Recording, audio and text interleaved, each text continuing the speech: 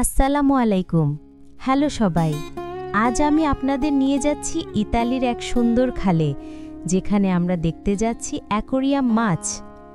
জলের নিচের এই ছোট্ট জগতের সৌন্দর্য সত্যিই চোখে পড়ার মতো। চলুন শুরু করি। এই খালটি ইতালির এক শান্ত এবং প্রাকৃতিক জায়গায় অবস্থিত। চারপাশে সবুজ বনভূমি, পরিষ্কার জল আর হালকা হাওয়া। এখানে আসলে মনে হয় সময় যেন থেমে গেছে।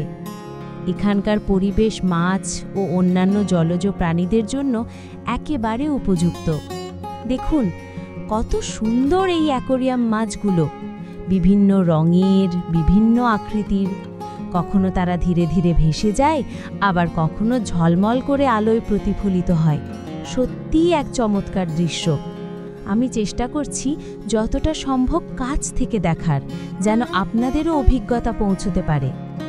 এই খালটি শুধু পর্যটকদের জন্য নয়, গবেষক ও প্রাকৃতিক জীববিজ্ঞানীদের জন্য গুরুত্বপূর্ণ।